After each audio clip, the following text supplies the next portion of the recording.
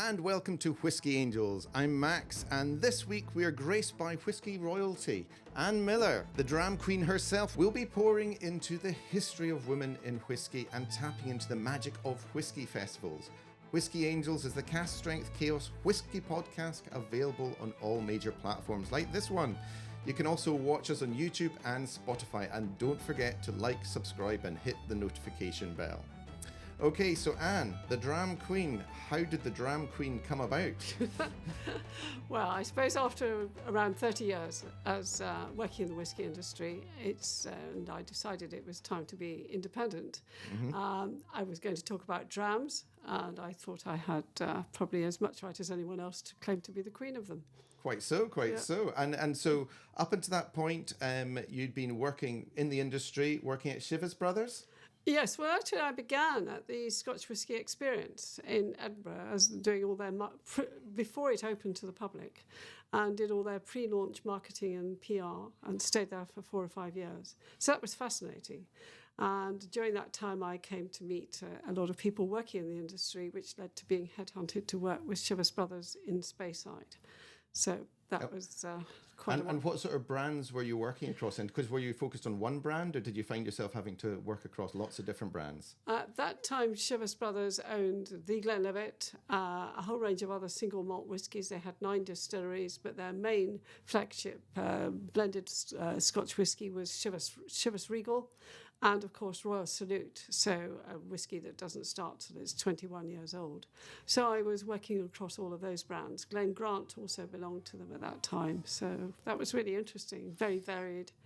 You must have lots of stories from across those eras, because I mean that's in the times where people will kind of almost learning marketing in a different way to what had previously been before. They were starting to develop the ideas of how you could kind of market whiskey in a different way. Yes, I think there was quite a big transition happening at that stage, because things like television were out for alcohol, but print advertising was allowed in most countries. Television was allowed in some countries, but not very many. And it was before really social media had even got started. Yeah, so communication channels were probably far fewer. Yeah. But perhaps it was simpler to manage.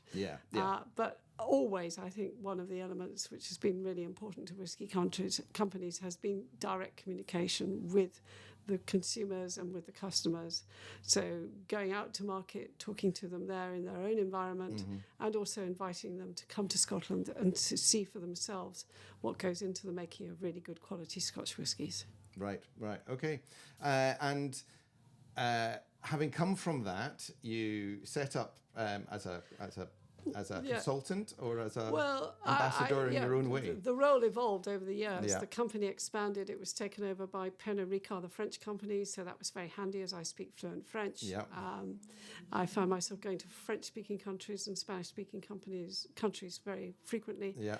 But quite exciting to be going to all those different markets. And it was great. It was really interesting. Saw lots of fascinating places, drank some great whiskey, mm-hmm. ate some great meals, met some great people. It was all, I can't complain. It was varied, but it was never boring. I'm sure. And the range of whiskies that were part of the portfolio expanded as well, with the acquisition of Ballantines and a whole range of additional single malt whiskies mm-hmm. that came with it. Now, obviously, you kind of retired from that, but you didn't want to stop. And so you basically set up a whisky festival. Well, not altogether. But I stepped back from working for Chivas because I felt it was time to have a bit more sort of autonomy about what I did and where I did it. And I was itching to be a little more independent so that I could talk about any whiskey whenever I wanted, rather than, obviously it was a great privilege to work with these really fantastic brands. Yeah. But it's nice also to be able to refer to other brands and compare and contrast and explore one whiskey with another. Bigger world as well. Yes.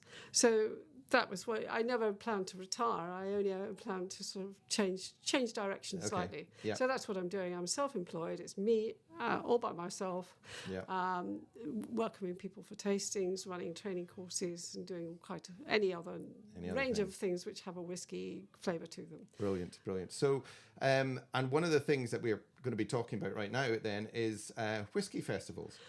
That's right. So I've been involved in the Spirit of Speyside Whisky Festival since long before it was actually formally a festival. Okay. A group of us got together from across 2 or 3 different companies and decided it would be good to encourage people to come to Speyside at a time of year when it wasn't normally busy there in those days.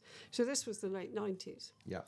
And so we set up a number of activities and people came, not in enormous numbers, but gradually year on year it's increased. More companies have become involved, more people are involved, lots more ancillary businesses are involved, a lot more accommodation providers benefit from it. And it became a formal limited company at some point in the 2000s. So it's now been going formally for plus more than 25 years, which is great, fantastic. And that's the Spirit of Speyside. That's the Spirit of Speyside Whisky Festival. So I was one of its directors as a volunteer for a significant number of years. Stepped back from that, but now I chair the organising committee that runs their whisky school. So the Whisky Festival, unlike any of the other festivals, as far as I know, has its own whisky school, which really gives people an opportunity to delve into a lot more of the technicalities of whisky and why one whisky tastes different from another. Right. Okay. And I mean, there's a lot of different whisky festivals around, not just Scotland, but around the world. Absolutely. But I think they kind of, in some ways, share some common threads. I mean, what do you think people get out of whisky festivals? I think the most important thing is the opportunity to meet the experts face to face, is an opportunity to bring the experts to Speyside or wherever it may be and have them communicating directly with consumers, with customers, but mainly with consumers, and answering their questions and encouraging them to pursue their interest in whisky. But also quite often, and particularly in Speyside in the early days, we were encouraging distillery whisky companies to open the doors to facilities which were not normally open, distilleries which were never open, welcoming visitors, for example. So it was a unique opportunity. Would open for the whisky festival if at no other time of the year. Have a behind-the-scenes tour of warehouses, which in those days were never open to visitors.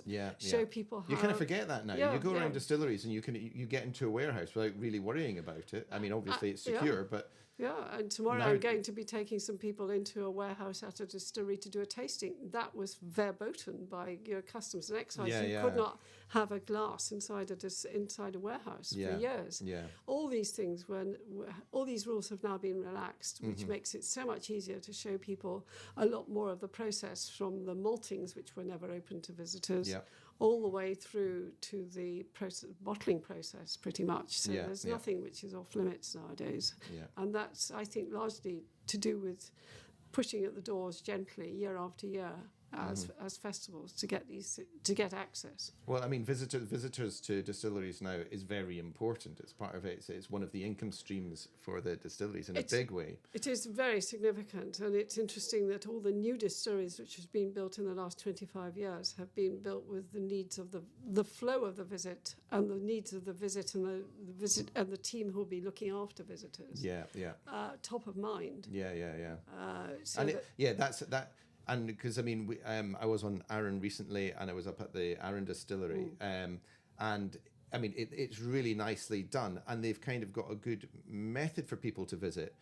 But I think it was almost on the cusp of that idea of changing, of having a good visitor centre, because then you've got Lag, which I think is part of the same group, further down the island, and it is absolutely purpose-built, the main area when you walk in for visitors, you know. Yes, it's completely different from, say, a distillery like Strathyler in Keith, which was founded in 1786, and you have to go up and down an awful lot of narrow staircases. Quirky and exciting. Full of character. But a Strathyler is just like with the wheel outside and stuff like that. It's just beautiful.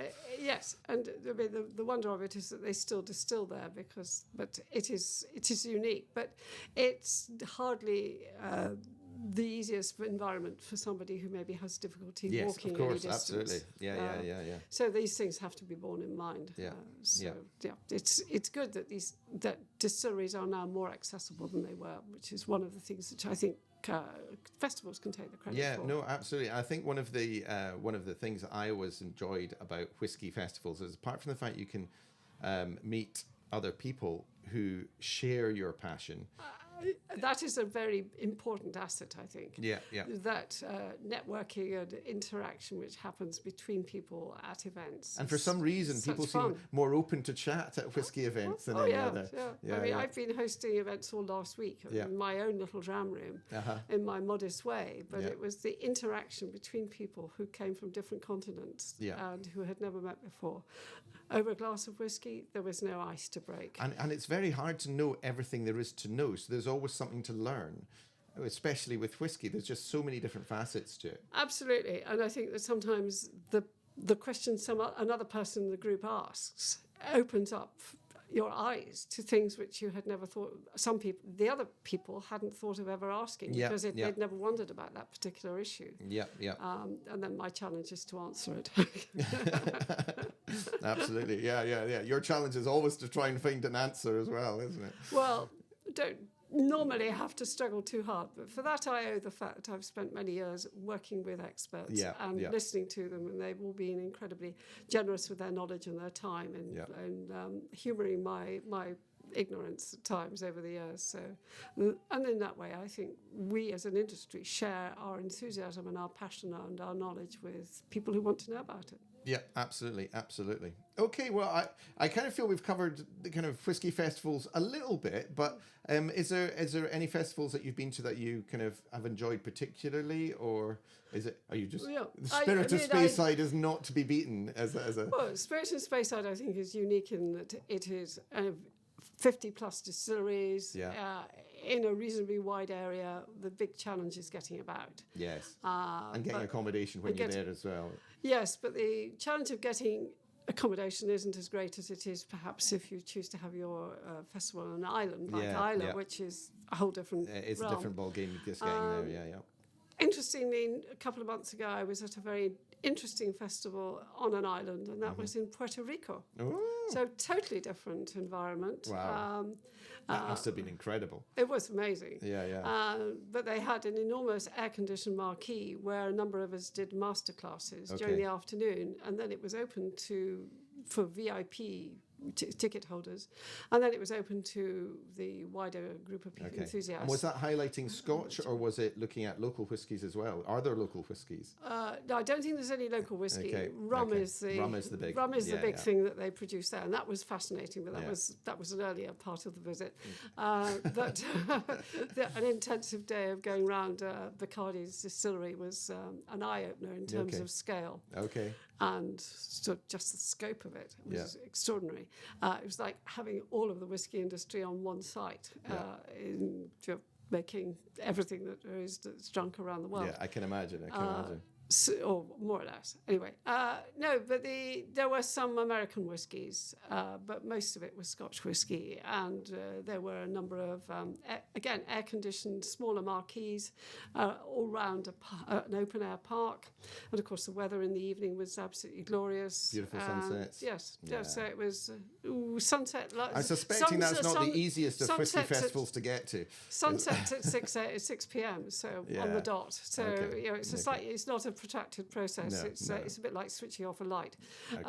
But it was a very comfortable atmosphere, and it was really a fun event. Brilliant. Not too difficult to get to. It's just a long way.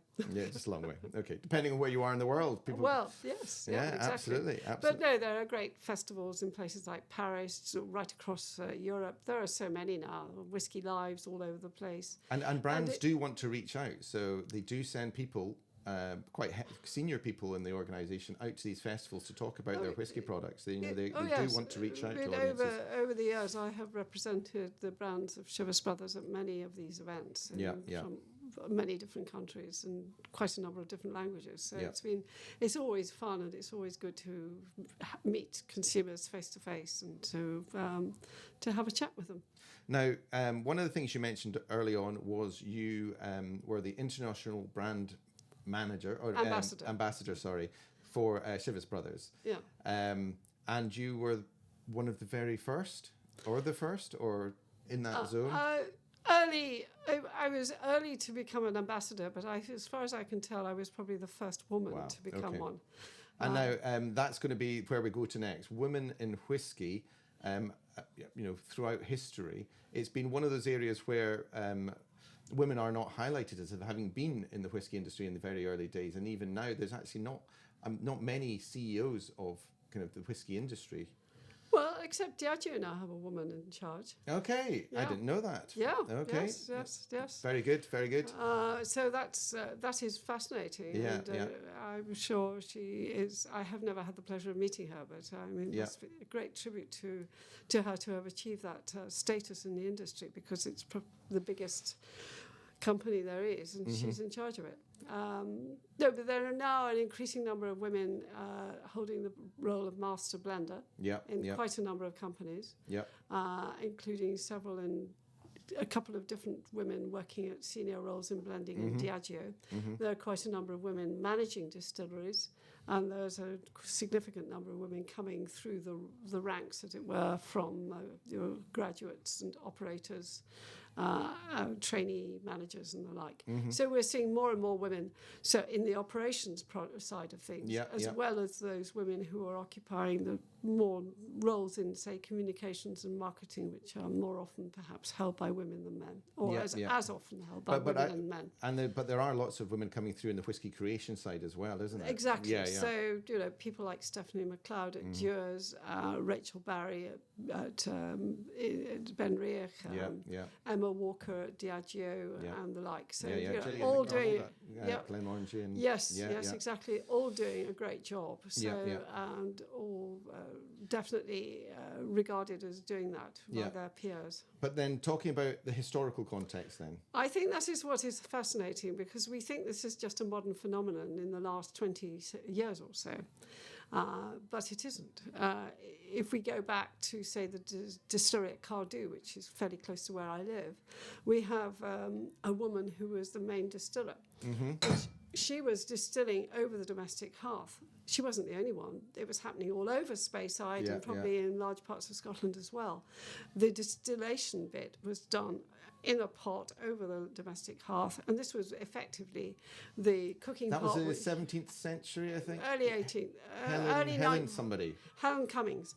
Early 1900s. So early 1800s. 1823 was the Excise Act, so it was before that. Her husband was prosecuted for illicit distillation several times. More than likely because they didn't... Well, I mean, that was how a lot of distilleries started, wasn't it? It was all in that... Yes, and so... That was Glenlivet as well. That was all kind same of bootleg story. It was stuff. the same period. But these were women who put the pot still on their domestic hearth, and they were busy distilling during the day. And if the customs officer turned up, or the excise officer, which was formerly called in those days, they had a way of signalling to their neighbours to let them know by hanging a sheet on a particular bit of the garden or raising a flag or something that he'd arrived and that he was with them, so that they could hide any evidence. But mostly it was women. They weren't. Helen's story is well told, but many of them were hidden behind initials. So if, for example, a woman was widowed, she could inherit her husband's property, and that was the only way a woman could own property. She might then go into business with her son, but her name would be hidden by initials. His might be actually revealed fully. Right. Okay. And so when we look back into the historic records as who owned distilleries in what years, we find we then have to do some more delving to match those initials to birth records or marriage records to see whether this was actually a man or a woman. But more often than not, it was a woman. Yeah. And so they could run an inn, they could run a boarding house, they could run a shop.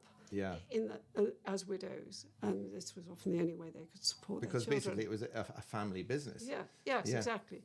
And so some stories have been told, but others have been hidden away by in the midst of time. But they were incredibly ingenious at hiding what they were up to by covering themselves in flour, pretending they were busy baking.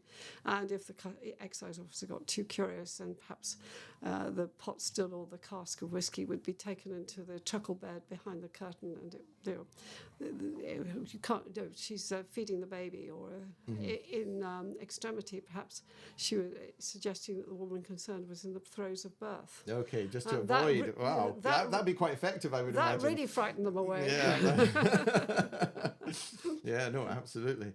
But I mean, you kind of forget what a kind of cottage industry it was. Absolutely. So the distillation that was done in those days was on a tiny scale. Yeah. The whiskey was probably filled into quite small casks because then they could be loaded onto the backs of Highland ponies. Yeah. And then in the dead of night, when there was no moon, a whole group of these illicit distillers would smuggle it out of the glens like Glenlivet, over the hills, towards the cities where they would meet middlemen, blethermen, and they would test the whiskey to see whether it was proof. Yeah. And of course, they did this using gunpowder.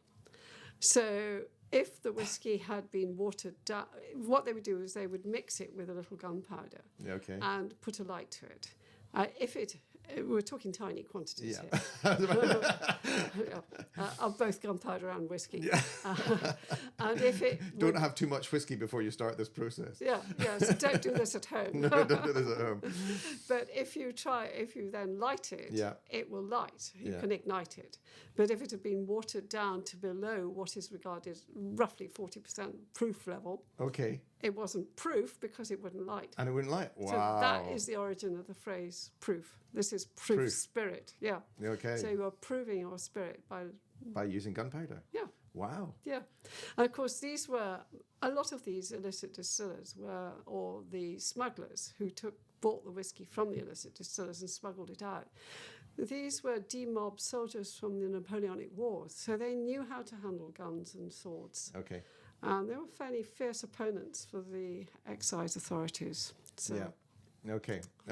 I mean, one of the things that I was reading about the other day was the casks, and of course, the cask is now so important for flavour, but that back in the 17th century or even the 18th century, they would be using barrels that had been holding meat in them or fish in them, and they were just getting rinsed out, and then the whiskey was getting put into it. And I mean, you can't imagine, can you?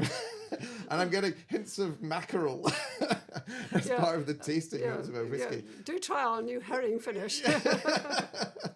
But I mean, but you have to remember that recycling was probably invented in Scotland. Absolutely. But I mean, the whiskey would have tasted so different compared with. It would probably have tasted quite different. But the reason why these casks were available in Scotland was because wine had been imported directly to Scotland from France, but also from Portugal, Porto, and Jerez or sherry from Spain. So these things had come to Scotland. Those casks were never returned back to the original producer. I'll need to now look this up, because there was something about the fact that there'd been a famine. And basically, they didn't actually have the number of barrels that they expected to have, but they had a surplus of barrels that were coming from France and other regions, and therefore that's how they started to use them, and that's how they. Yeah. It started to become a thing. I think throughout Scotland there's an attitude that you don't throw things away that could come in useful. Quite right. None of these people were going to throw away casks which could be useful, because they were the universal container. You didn't have plastic. Imagine. Yeah. It was very little glass and it was very expensive. Mm-hmm. So everything went into barrels, or casks of some sort. Everybody knew how to repair them, or knew somebody who could. There would be a cooper in most villages, just as there would be a brewer in a lot of townships. So, this was commonplace. So reusing these casks was a no-brainer. Yeah.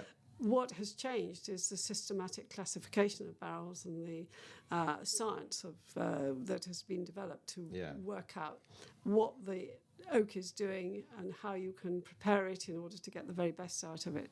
So now we're systematically seasoning casks in order to get relatively predictable results at the end of a good number of years. So, women in whiskey then. We've kind of gone way off subject. Going back to topic then, we were talking about kind of 18th century, 19th century. How did that change more recently then? Has it only become really recently where we've actually started to recognise women and the way they contribute to the whiskey world? I think so. I think when the Scotch Whisky Experience, or Scotch Whisky Heritage Centre as it was then in 1988, was established in 1988. And I don't think I came across any women involved in whisky in those days. And frequently I found myself the only woman in the room at events and at meetings. So there were very few of us around. Yeah. So yes, it has increased since maybe the late 90s onwards. Yeah, yeah.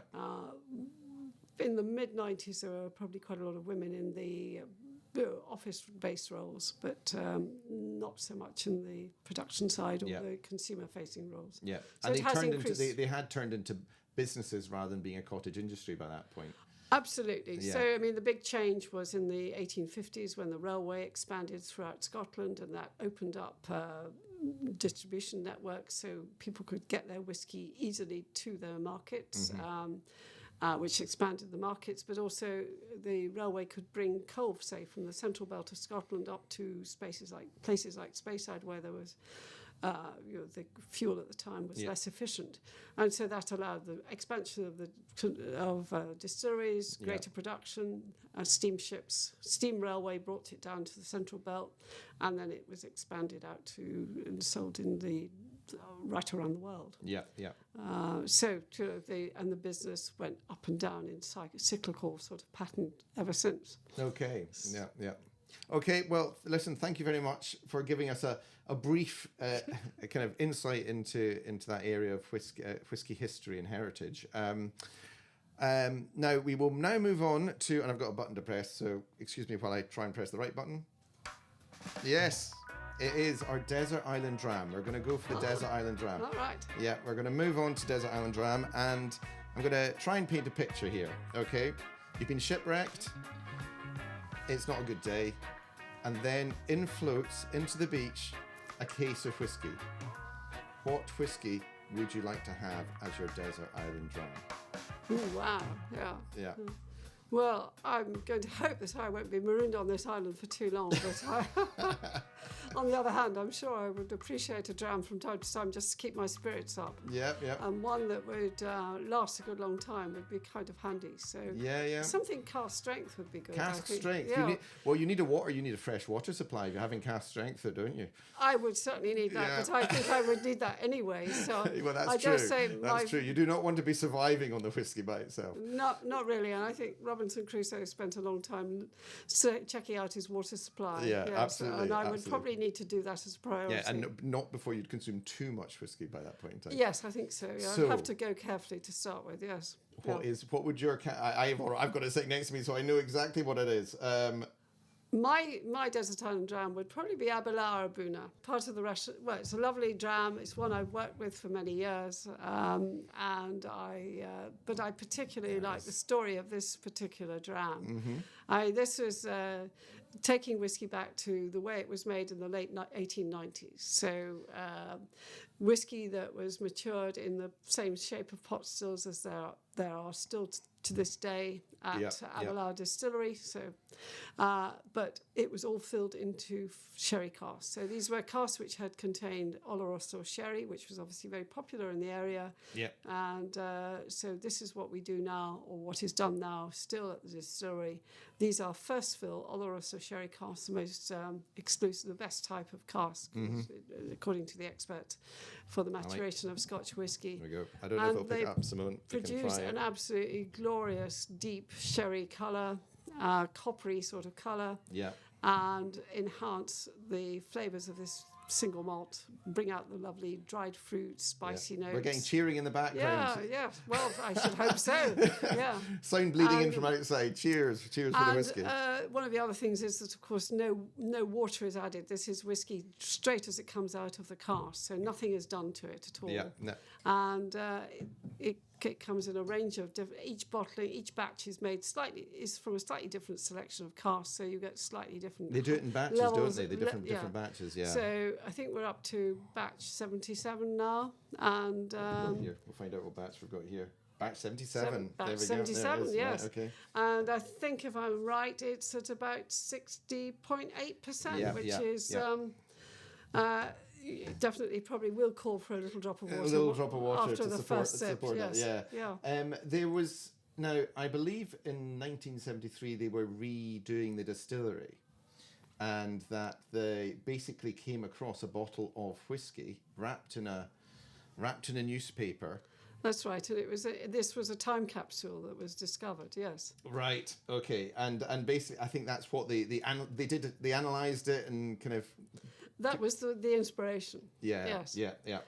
But it was really trying to pay tribute to what had gone before, and the man who had established, James Fleming, who'd established the distillery. Yeah. Okay. Well, let's give it a wee whirl, and as you say, we'll try a sip before we add any water, and we do have water because it is particularly strong. Put that up there, just make it easier. Right. Okay. I'll give you. I always love the sound of this. It's just such. Just that. Oh. I just love that sound. There are a lot of great sounds connected with opening a bottle of whiskey. Yeah, no, absolutely. Yeah, no, the quality of the I should do that one as well. Yeah. So this just gets anybody that listening to this get them salivating. Right, here we go. Oh no! Right, that was the wax bit coming off. We'll try again. It's a squeaky bottle. It is a very squeaky bottle. There we go. That's a good one. Yeah. When I do some online gaming in the evening, and the people that I play with are just listening over their headsets, and they just suddenly hear in the background, and they go, okay, Max isn't going to be hitting as many marks as he was.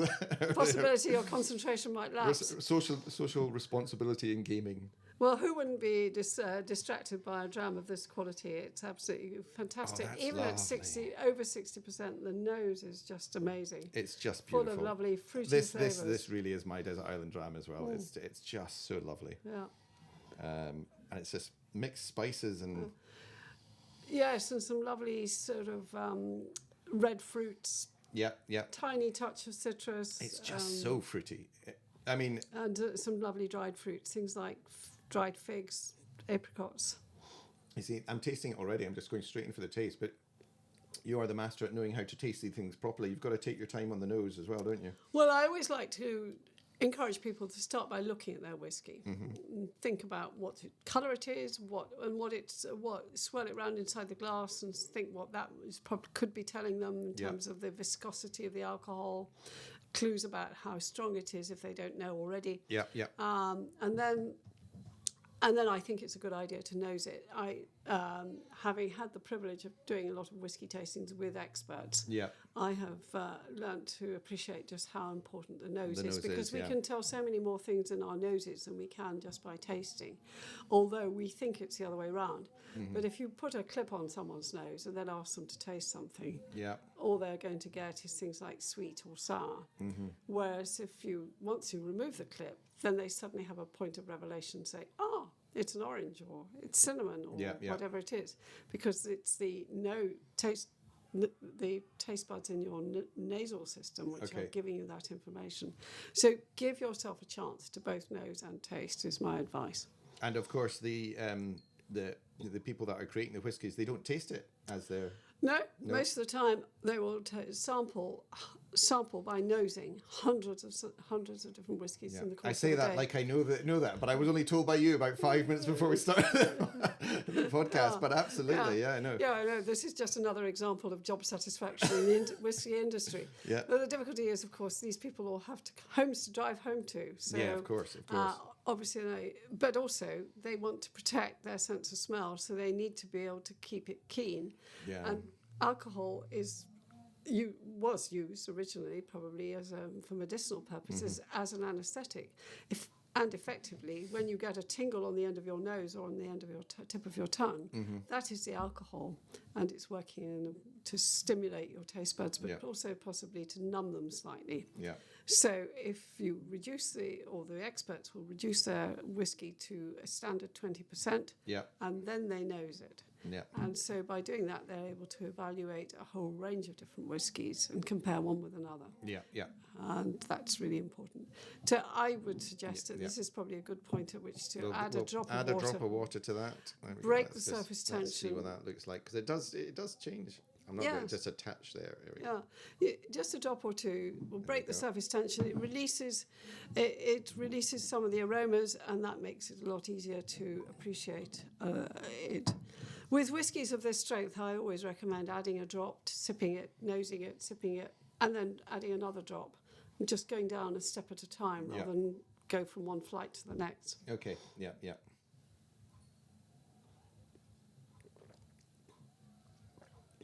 Oh, you see, now that has become much smoother in the mouth. Yeah.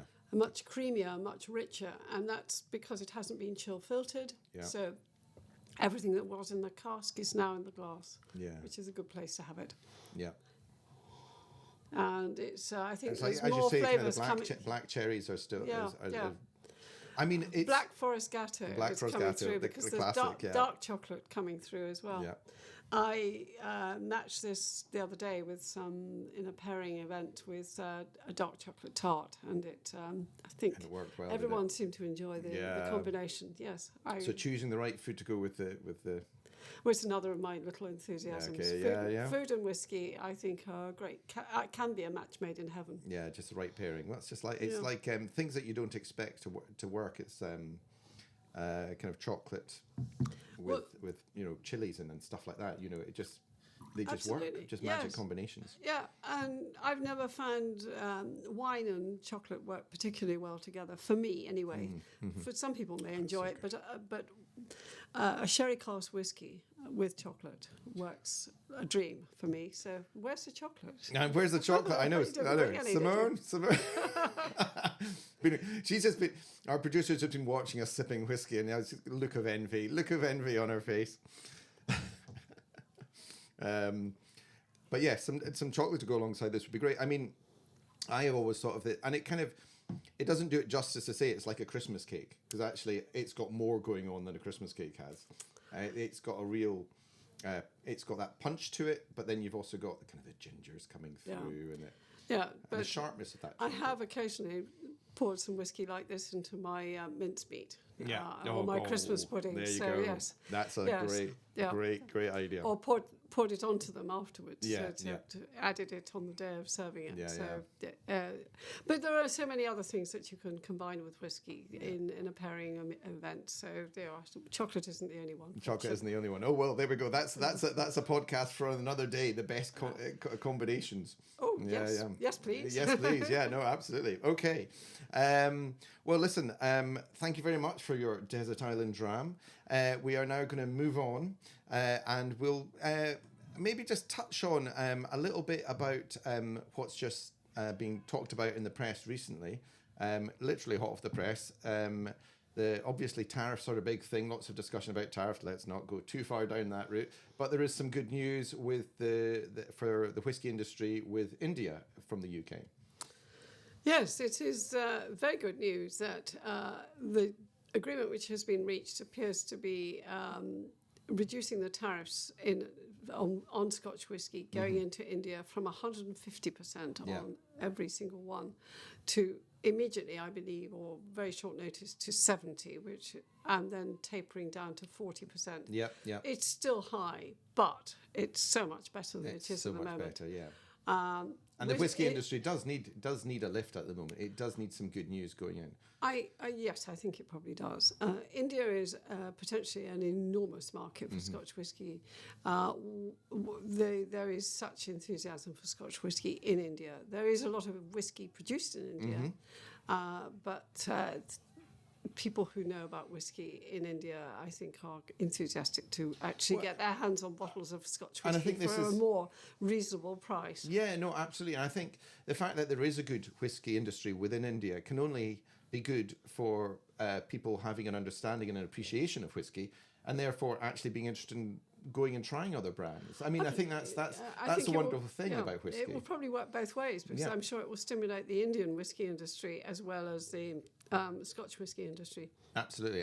So anyway, some really good news there. Yeah. Now, one of the other things that you do as part of your kind of remit these days is to do whisky education. Yes. Talk us through some of the whisky education stuff. Well, one aspect of my role when I was with Chivas Brothers was organising and managing and delivering intensive whisky courses for people who needed to know more about every aspect of whisky. So some of these courses would last up to a week. So I've really adapted these because I feel that there are an awful lot of consumers who want to have the benefit of that sort of experience and that sort of knowledge. And So I've been doing these off my own bat. Yeah. I also run, or with a group of other volunteers, I organise the Spirit of Speyside Whisky School. Yeah. And I work as an approved course provider with something called the Edinburgh Whisky Academy, which provides a series of different training courses. What sort of courses can people then get involved with then? Well, one of them I do is a 2-day course called the Certificate in Scotch Whisky, which covers everything from barley to bottle. Okay. And also talks about grain whisky and blended Scotch whisky as well as single malt whisky. Right. And I think this is really critically important because none of the distilleries, or very few of the distilleries in Speyside, for example, and right across Scotland, single malt whisky distilleries would have survived on the strength of their sales of single malt over the years. It's only a relatively recent section of the industry, isn't it? Well, there's always been single malt, but nearly all of it went into blended Scotch whisky. Yeah. And I think if you look at the figures for 2000 or so, it was almost 95% of the volume and value of Scotch whisky was blended Scotch whisky. That was what people around the world were drinking. Within Scotland, there was probably an increasing number of people who were drinking a wider range of single malt whiskies, but there weren't a huge number that were available as single malt. Yeah. Since about 2000, we have seen a total transformation. So many more single malt whiskies being made available because people are interested to drink them. Yeah. So many more expressions of every single one of them. But many of these were actually originally created in order to be part of a well-known blend. Yeah. So the blended percentage has dropped to probably closer to 75%, but it is still significant. And I think it's really important to pay homage to to acknowledge the importance of blended grain and blended Scotch whisky to the overall structure of the industry, rather than just become fixated on single malt. And the thing about single malt, I think, is kind of almost like an exploration of whiskey. Yeah. Whereas something like a blended malt, you can absolutely craft a taste to what you want it to be, because you can bring in all these different aspects. And to me, single malt is almost getting purer to the original whiskey, just to know and understand what that flavour is. It's interesting to trace its history and to see how it's developed, and to look back and acknowledge that blended whiskey is an interesting phenomenon. I mean, it is a little bit like comparing the difference between having a soloist perform one piece of music. That's interesting to listen to, but every now and again, it's quite nice to have the opportunity to listen to a symphony orchestra or a jazz band or any other sort of music, which involves a number of different participants contributing to the creation. Yeah, it's a nice way to look at it. I mean, there are you think how many different tunes you can play on a piano. Yeah. And how many different styles. But that's just one instrument. So that's your single malt. Yeah. But if you bring that into a symphony orchestra and play in the Albert Hall, you've got something completely different going on. Yeah. So there are so many different ways. But you wouldn't always want to eat, I don't know, your steak as steak. You might occasionally want to have it as a curry or as a chili con carne or a bourguignon or many other different ways of creating it. So. Yeah, and I think you can also sometimes find stronger difference between whiskies as well. By looking at different blends, because again, it's crafted.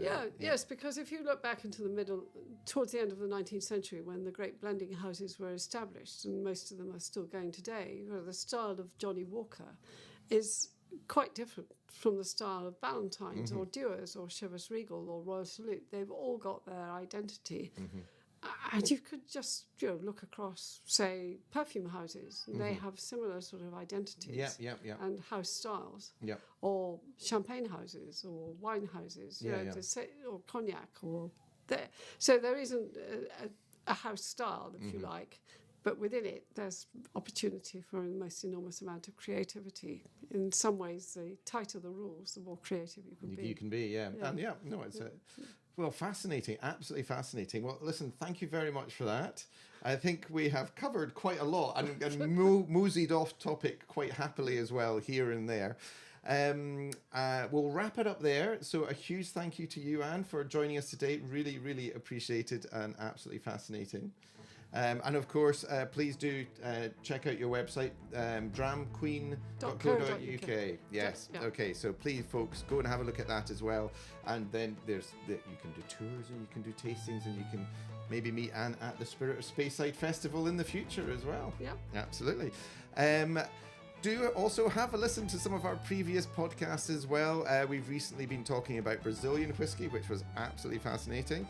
And of course, we did cover the disastrous, or depending on your perspective, the not so disastrous sinking of the SS Politician with all that lovely whiskey on board.